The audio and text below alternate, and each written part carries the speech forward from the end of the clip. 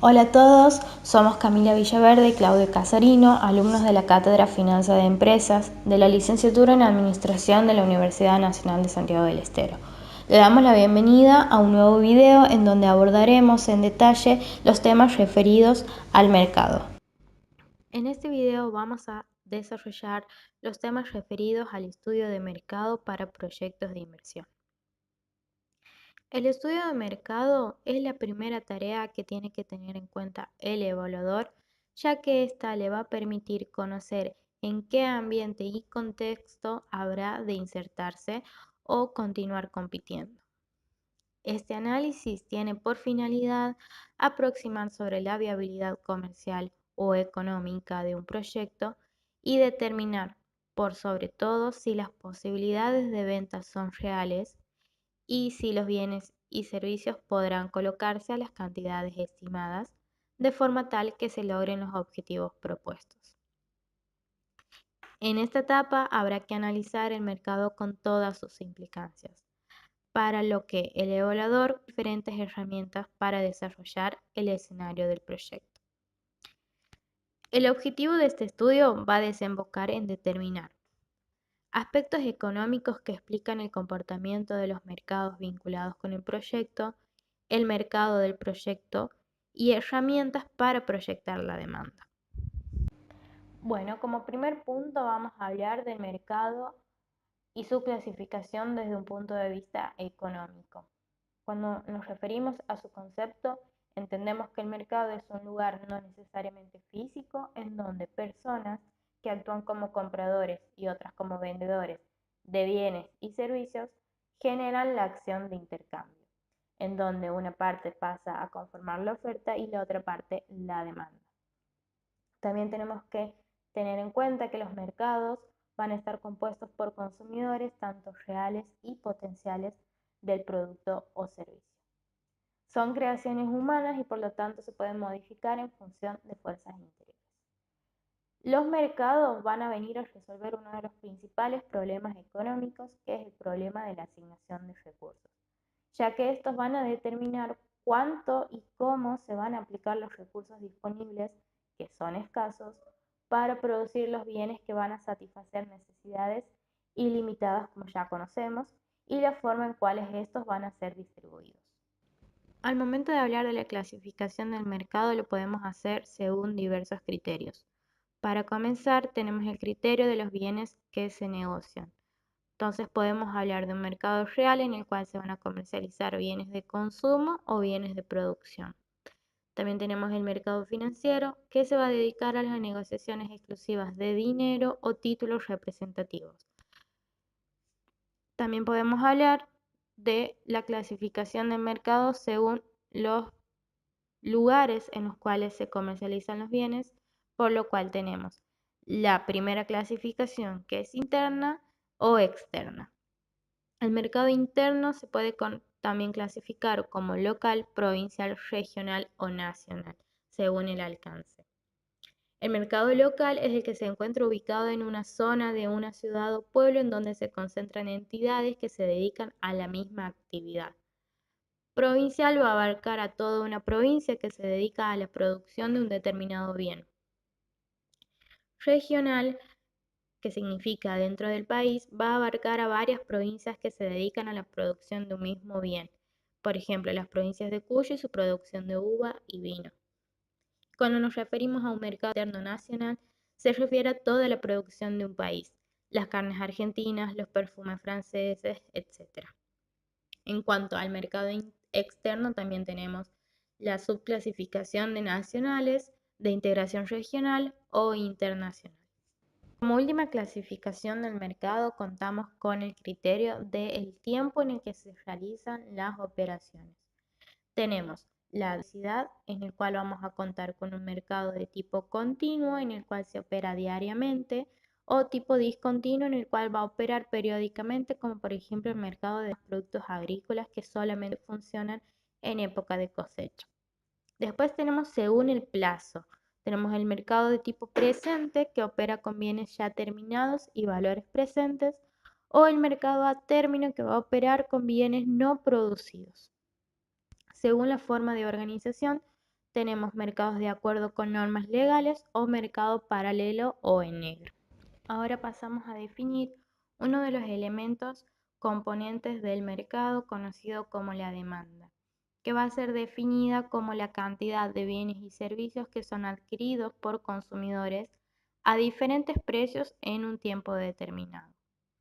El significado de demanda va a abarcar una amplia gama de bienes y servicios que pueden ser adquiridos a precios de mercado, sea por un consumidor específico o por el conjunto total de consumidores en un determinado lugar, con el fin de satisfacer sus necesidades y deseos.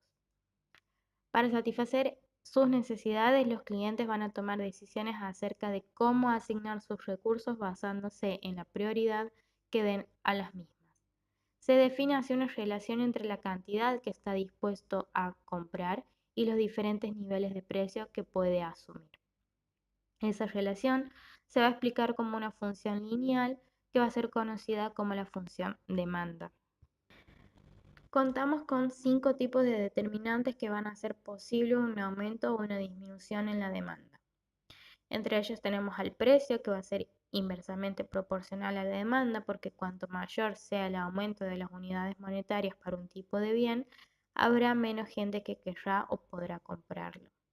Luego tenemos la oferta, que se refiere a la disposición de bienes y servicios que pueden ofrecer las empresas en el mercado. Al haber menos o mayor cantidad de un producto en el mercado, el precio va a subir o bajar, porque habrá gente dispuesta a pagar un precio superior o menor.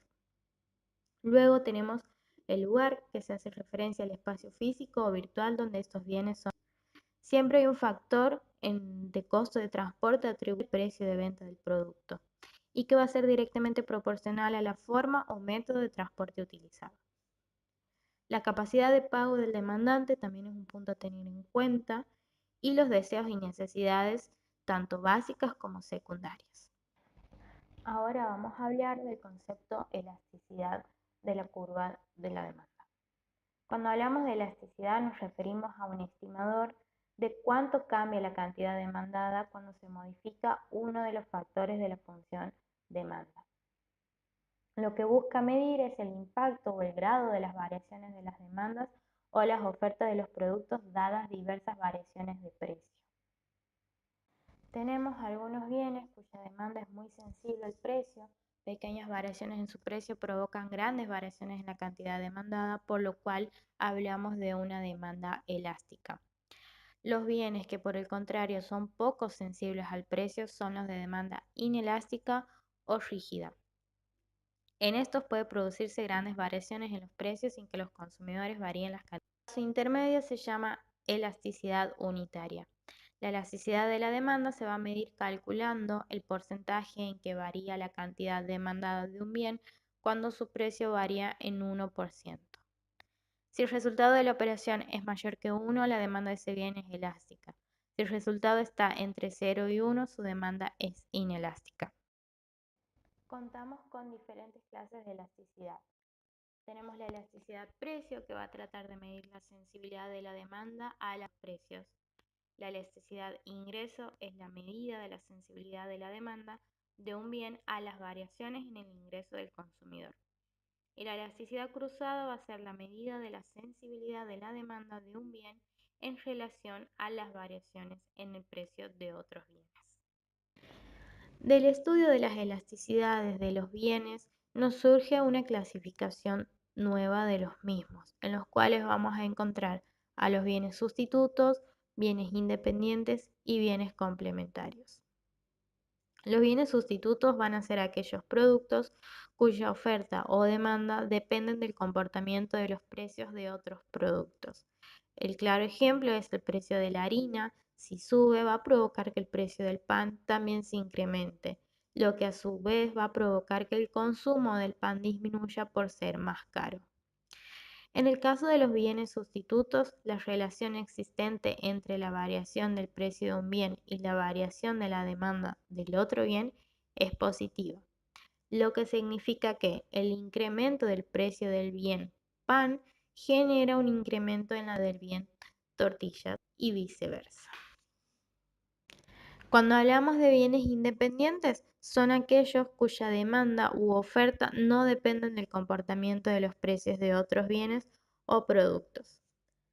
Y cuando hablamos de bienes complementarios, al igual que los sustitutos, la oferta o demanda de estos bienes dependen del comportamiento del precio de otros bienes. Solo que en el caso de los complementarios, la situación es inversa, ya que si el incremento del precio de un bien hace que disminuya la oferta o demanda del otro bien, se dice que ambos bienes son complementarios. Un ejemplo es si se experimenta un incremento en el precio de las raquetas de tenis, haciendo que practicar ese deporte sea más caro, automáticamente se va a producir una disminución en la demanda de pelotas de tenis, porque dicha actividad no es posible realizarla sin alguno de ambos bienes, generando que ambos sean complementarios o se complementen para llevar a cabo una actividad. Ahora nos toca desarrollar el concepto de la segunda parte componente del mercado conocida como oferta. Cuando nos referimos a la oferta, decimos que es la cantidad de un determinado bien o servicio que el productor está dispuesto a ofrecer a un determinado precio por unidad de tiempo, en donde una variación en el precio va a significar un incremento o disminución de la cantidad ofrecida. Los factores que van a afectar a la oferta son varios. Entre ellos tenemos el costo de producción del bien o servicio, el grado de flexibilidad en la producción que tenga la tecnología, la cantidad de empresas en el sector y el nivel de barreras a la entrada de nuevos competidores, el precio de bienes relacionados y la capacidad adquisitiva de los consumidores, entre otros. Entonces, al hablar de la oferta, también podemos hablar de una curva de oferta, en la cual ante un aumento en el precio va a aumentar la cantidad ofrecida. Esto es así porque se verán los ingresos de los productores y producirá un efecto contrario en los consumidores del bien ofrecido. La conjunción de ambas curvas, oferta y demanda, van a determinar el punto de equilibrio, que es en donde surge un precio y una cantidad de equilibrio para un determinado mercado. Ante un aumento en el precio, la cantidad ofrecida aumenta y la cantidad demandada disminuye. Al ocurrir esto, la competencia entre vendedores hará que el precio caiga hasta llegar a un nuevo equilibrio. Del mismo modo, ante una baja en el precio, la cantidad ofrecida disminuye y la cantidad demandada aumenta por la presión de los compradores, lo que hace posible un aumento del precio hasta llegar a un nuevo equilibrio. Existen, sin embargo, factores que pueden producir cambios en las ofertas tales como el valor de los insumos, el desarrollo de la tecnología, variaciones climáticas, etc. Si el precio de los insumos aumenta, los productores de un determinado bien que requieren de estos insumos no querrán seguir produciendo el bien al mismo precio que ofrecían antes del aumento y por lo tanto va a producir un aumento del precio en el bien a consecuencia de esto. El desarrollo de la tecnología puede significar una disminución en los costos de producción. Entonces los productores van a estar dispuestos a entregar una mayor cantidad del bien al mismo precio que les ofrecían antes del cambio tecnológico que les permitía bajar el costo productivo. Las condiciones climáticas llevan aparejadas una disminución en la cantidad ofrecida del bien que se ve afectado por el fenómeno climático. Ejemplo, una sequía, inundaciones o heladas significan disminución de oferta de los productos que se han visto afectados por estos fenómenos. Ahora nos toca referirnos a uno de los temas más importantes al momento del estudio del mercado para una proyección de inversión. Este tema es los costos. En el análisis de evaluación es importante y hasta determinante el factor costos a la hora de tomar decisiones. Es en donde los productores o empresarios tienen costos de producción los realizados efectivamente, así como también aquellos que no lo son. Por lo tanto, vamos a entrar en una clasificación de costos explícitos, implícitos, fijos, variables y marginales. Los costos explícitos son los que efectivamente se realizan para adquirir los insumos y que se necesitan. Los implícitos son aquellos que se refieren al valor de los insumos que la empresa posee o sea, la rentabilidad alternativa en el uso de los recursos. Cuando hablamos de costos fijos, son los pagos que realizan los empresarios por el uso de los insumos fijos que utiliza la empresa y no varían del nivel de producción. Estos insumos determinan el tamaño de planta que operará en el corto plazo. Ejemplo, una empresa paga el mismo monto de alquiler por un local independientemente de si produce mucho o produce poco. Luego tenemos los costos variables, que van a ser aquellos que dependen del nivel de producción por unidad de tiempo pagados por la empresa en el uso de los mismos, quedando determinado así los costos totales, que es la suma de costos fijos más costos variables de producción. Ejemplo, al tener que producir más, la empresa tendrá que contratar más personal y por lo tanto el costo de la mano de obra es un costo variable. Costos marginales van a medir el cambio en el costo total por el cambio en la producción. A los efectos del análisis de mercado es imperativo el conocimiento de la oferta y comportamiento de la misma, determinando cuál es la oferta del bien, qué producción y si las características del bien cumplen con las exigencias deseadas por el público. En lo que respecta a la oferta, lo que se debe conocer es quién está ofreciendo el mismo bien o servicio, sus bienes sustitutos. De este análisis podemos determinar la factibilidad de ingreso al mercado, tamaño del mismo y la rentabilidad posible. La información básica a tener en cuenta es la localización, capacidad instalada o utilizada, calidad, cantidad de participantes, canales de distribución, ofrecido, líderes en el mercado, etc.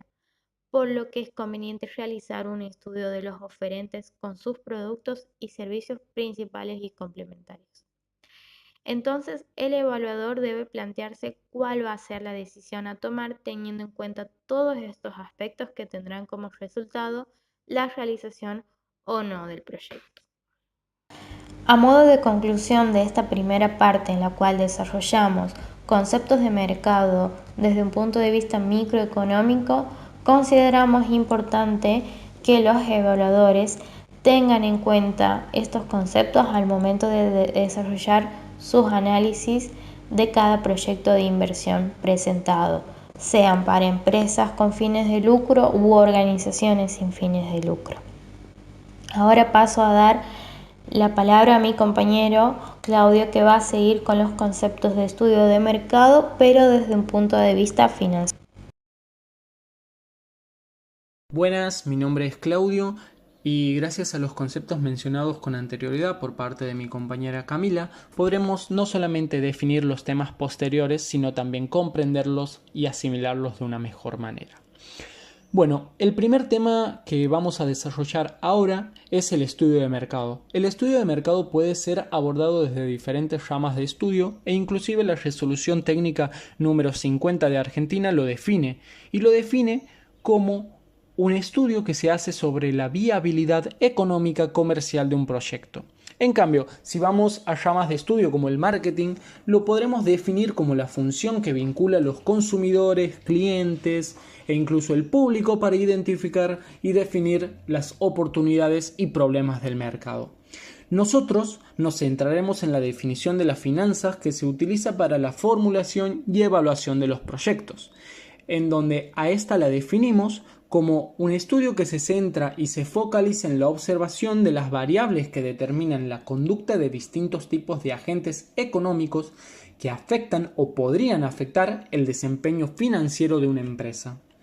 Por lo tanto, si consideramos esta definición, podremos entender que los objetivos del estudio de mercado son identificar la demanda insatisfecha, identificar el producto a ofrecer, analizar la estructura del mercado, identificar insumos esenciales, determinar precio, determinar canales de distribución, entre otros objetivos que podemos establecer. Sin embargo, no hay que olvidar el objetivo principal del estudio de mercado, que es suministrar información y un análisis que aseguren la utilidad del proyecto. Cuando nos referimos a esto, hablamos de información de carácter económico que repercuta en la composición del flujo de caja. Bueno, una vez comprendido el estudio de mercado, pasaríamos al estudio de todos los agentes que participan o tienen cierto grado de influencia sobre las decisiones que se va a tomar al definir la estrategia comercial. Dentro de estos agentes podemos mencionar a los clientes o consumidores, a los competidores, a los proveedores y a los canales de distribución. Bueno, de manera rápida podemos hacer una comparación con el modelo de fuerzas competitivas que mencionaba Porter, ya que prácticamente analizamos de manera similar a los agentes. En primera instancia, vamos a analizar el mercado proveedor. Cuando nos referimos a este, hablamos de que está constituido por el conjunto de empresas que en el futuro van a proporcionar los insumos que la empresa necesitaría o que se crearía con el proyecto. Aunque resulte evidente, llegado a este punto, para el desarrollo del proyecto se debe analizar la disponibilidad de los insumos, algo que a veces no se le da la importancia que posee y sin embargo muchos proyectos tienen una gran y hasta sustancial dependencia de la calidad, por lo que muchas veces este factor se torna un factor crítico en el mercado del consumidor. Si se modifica al mercado del proveedor durante o posteriormente del proyecto, seguramente va a afectar de alguna manera la rentabilidad esperada del mismo, por lo cual, como analistas, debemos realizar un estudio sobre la disponibilidad actual y futura de los insumos y sus precios. Siempre va a depender el mercado del proveedor del tamaño del proyecto a instalar y su impacto en el equilibrio de este, ya que están íntimamente relacionados. Al análisis de precios y cantidades se le debe sumar el estudio de las condiciones de crédito, los plazos de entrega y cumplimiento de los insumos. A veces, y sobre todo en los proyectos que son altamente dependientes de los insumos y con pocos proveedores, es necesario realizar un estudio sobre la salud financiera de los mismos para que justamente evitemos los faltantes de estos. Bueno, llegados a este punto, en el caso de trabajar con proveedores pocos confiables, una posible solución para salvar este tipo de inconvenientes es adquirir o crear una empresa que sirva de proveedora a la empresa creada por el proyecto, es decir, que nos enriquezca de los insumos que necesitamos para llevar a cabo el proyecto. En otros casos, en el caso que se analice la posibilidad de trabajar con proveedores extranjeros, es importante a su vez analizar la influencia del contexto político de importaciones y las posibles variaciones que puede sufrir el proyecto. En segunda instancia encontramos el mercado competidor. Este mercado está formado por el conjunto de empresas que satisfacen de manera total o parcial las necesidades del consumidor. Uno de los aspectos positivos que podemos destacar es que puede ser utilizado como fuente de información para el análisis del proyecto.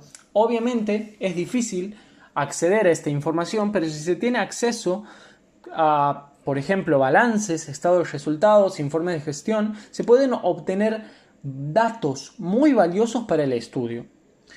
Un concepto muy importante a la hora de tener en cuenta es la competencia en nichos, dado a que si hacemos una segmentación propia del consumidor dentro de una industria, no todos los competidores o rivales se centran en un nicho específico, por lo tanto, habría que identificar cuál es el segmento de mercado en donde se puede obtener una mayor rentabilidad o es más atractivo para el proyecto. Uno de los elementos más delicados en el estudio de mercado es justamente la dificultad de prever la reacción de los distintos competidores ante la modificación del estado de equilibrio que se va a surgir en base a la introducción ya sea o de nuevas empresas o de la empresa proyecto. Justamente aquí podemos hacer referencia a los competidores potenciales, donde son aquellas empresas que tienen intenciones de ingresar a un negocio. Aquí es donde, por ejemplo, resultan efectivas aquellas barreras de entrada de un negocio o barreras de salida también. En el caso también de que existan empresas extranjeras como competencia, es fundamental el estudio de las políticas, ya sea arancelarias para importaciones o exportaciones. Todos estos tipos de variables o de factores claves pueden determinar cuál es la mejor opción de introducción para nuestro proyecto. Luego encontramos el mercado distribuidor, que es aquel que está formado por aquellos intermediarios que entregan los productos desde los productores a los consumidores.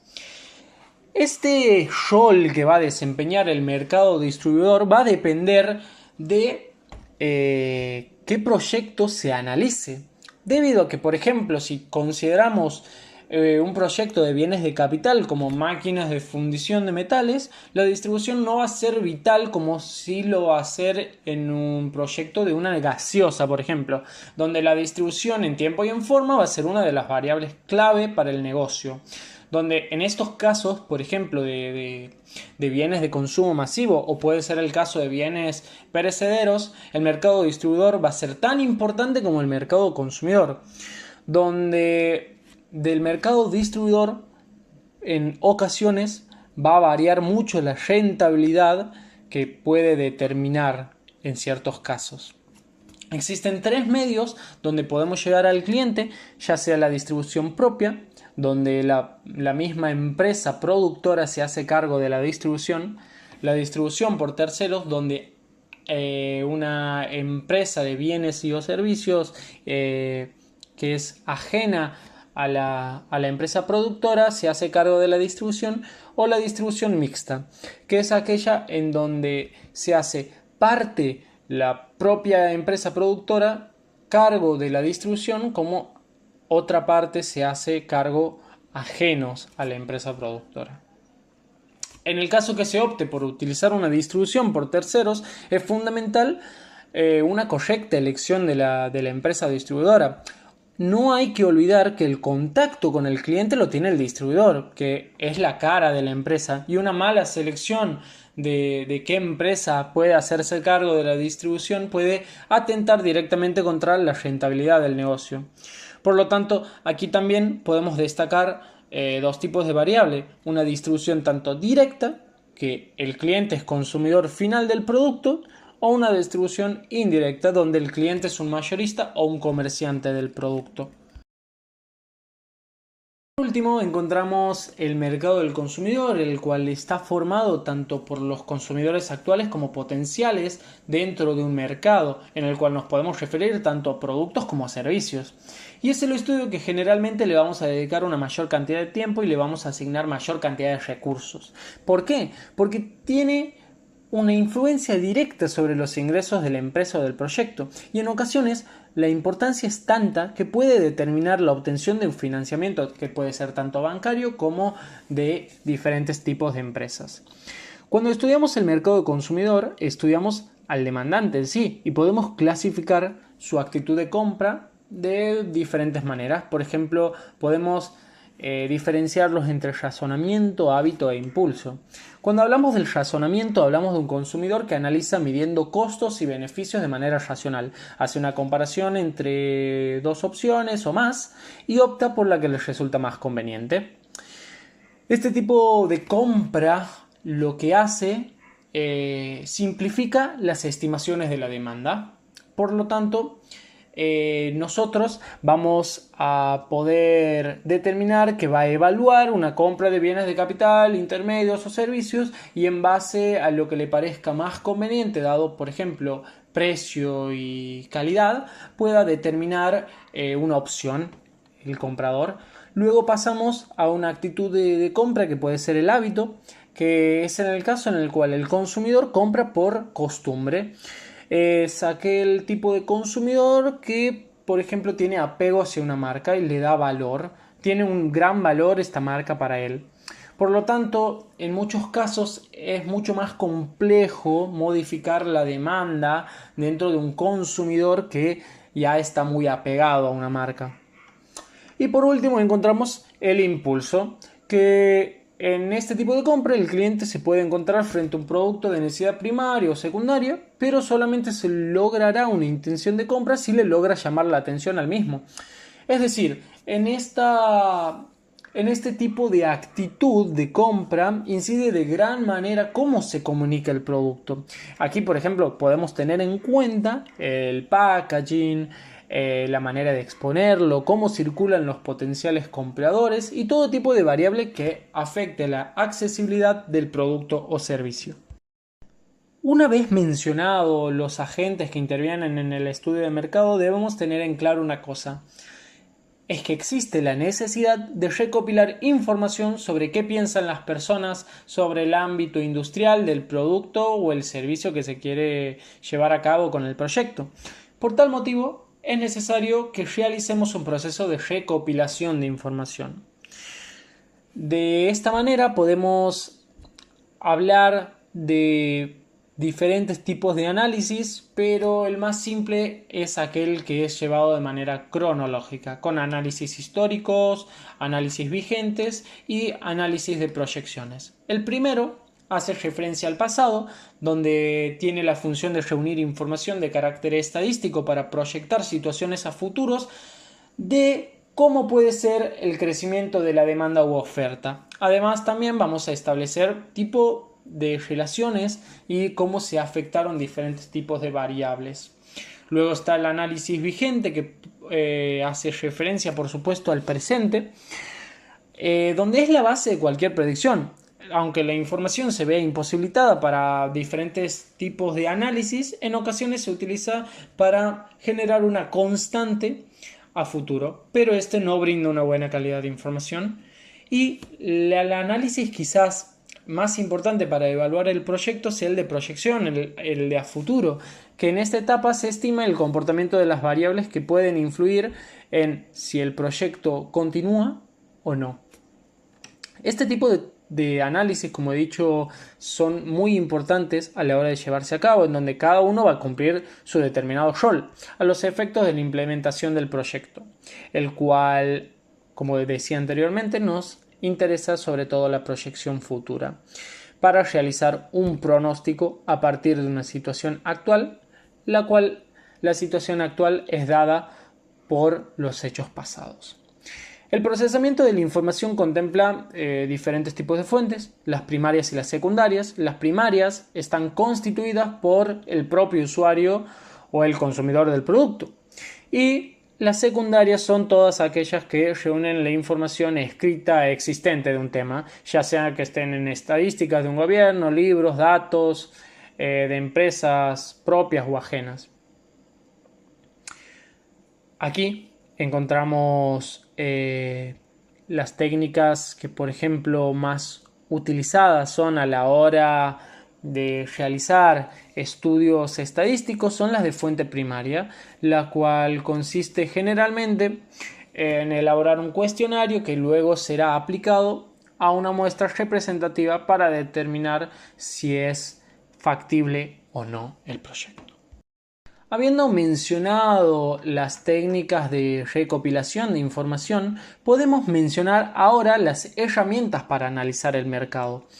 Y podemos clasificarlas de diferentes maneras: estudios cuantitativos y cualitativos, la oferta y la demanda, estudios con información primaria y con información secundaria.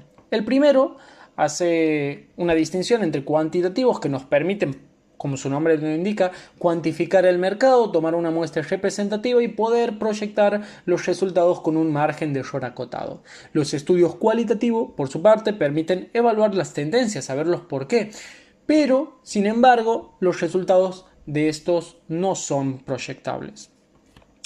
Por otra parte, encontramos el estudio desde la oferta y la demanda, donde para que un estudio de mercado sea completo es necesario realizar el análisis desde estos dos tipos de enfoques, oferta y demanda, que juntos nos dan un ideal acabado del mercado. Por un lado, es necesario determinar quiénes son los oferentes, identificar su estrategia comercial, volúmenes de venta, precio, canales de distribución, y por otro, quién consume, quién lo demanda, de manera de tener una visión completa de cómo se comporta el mercado. Los estudios con información primaria y con información secundaria nos determinan, por ejemplo, la información primaria es un tipo de información que se recibe desde la fuente original sin intermediarios. Y por lo general, cuando se analiza un mercado desde el lado de la oferta, la información que se dispone es secundaria, pues las empresas son más reacias a brindar información individualmente, y en cambio cuando se realiza un análisis de mercado desde la demanda, es más usual trabajar con la información primaria. De esta manera sistémica de estudiar el mercado pretende no pasar por alto ningún punto clave o variable clave a la hora del estudio de la factibilidad del proyecto. Y recordamos como variables clave a precio, cantidad, características y estrategia comercial. Una vez que ya tenemos un entendimiento de todo lo desarrollado anteriormente, podemos comprender que esto nos serviría para realizar técnicas de análisis de mercado. Una de las más comunes es identificar el ciclo de vida del producto. Cuando hablamos de evaluar un producto, hablamos del comportamiento esperado de las ventas, que esta es una de las variables más importantes, por supuesto, dado que determina el ingreso del proyecto o de la empresa, dado que sin ventas no hay proyecto ni empresa. Por lo tanto, cuando hablamos del concepto de ciclo de vida de un producto, ayudamos a identificar parte de un comportamiento esperado. En la mayoría de los casos podemos reconocer un comportamiento variable que responda a un proceso de 4 etapas: introducción, crecimiento, madurez y declinación. En la etapa de introducción, las ventas se incrementan levemente. Mientras se da a conocer el producto, la marca se prestigia o la moda se impone. Si el producto se acepta, se produce un rápido crecimiento en ventas. Estas alcanzarán su etapa de madurez, estabilizándose, para llegar luego a una etapa de declinación en cual las ventas disminuyen rápidamente. El tiempo, obviamente, de este proceso depende de cada producto o servicio y de la estrategia de cada proyecto en particular, obviamente. Por otro lado, otro modelo bastante conocido es el modelo de series de tiempo, que son aquellos que requieren la medición de valores de una variable en intervalos de tiempo espaciados de manera uniforme. El objetivo de la identificación de la información histórica es determinar un patrón en el comportamiento para ayudar a la proyección futura de la variable deseada. Los modelos de serie se emplean cuando el comportamiento futuro de un mercado puede estimarse por lo que ha sucedido en el pasado. Y por ello, cualquier cambio que surja de las variables que caracterizaron el ambiente en el pasado, como el avance tecnológico, las recesiones, la aparición de productos sustitutos y otros, hace que estos modelos en ocasiones pierdan validez. Para esto, para salvar este inconveniente, suelen eliminarse datos que puedan perturbar la serie. En un análisis de series de tiempo pueden distinguirse 4 componentes básicos que se refieren a una tendencia, a un factor cíclico, a fluctuaciones estacionales y a variables no sistémicas. Bueno, habiendo definido ya el último tema, quería despedirme, no sin antes, a modo de conclusión o finalización, mencionar que cualquiera que sea el método a utilizar, la validez de los resultados va a depender en primera medida del criterio profesional del responsable, que va a evaluar la calidad de los antecedentes considerados para el pronóstico y en función de esto va a determinar qué método emplear o cuál es el más factible. Los resultados que se obtengan de una proyección son solamente indicadores de referencia para una estimación que ha realizado tanto un responsable como un grupo de responsables. ¿Qué quiero decir con esto? Que la dificultad mayor consta en pronosticar o estimar bien, debido a que cuando hablamos de un tiempo futuro hablamos de algo incierto, incertidumbre, algo que no podemos determinar. Podemos proyectar, pero no podemos saber al 100% si un proyecto puede tener éxito o no. Entonces, ¿por qué hacemos el estudio de mercado? Justamente porque al hacer un estudio de mercado nosotros no garantizamos el éxito, aunque sí la probabilidad de conseguirlo. Muchas gracias.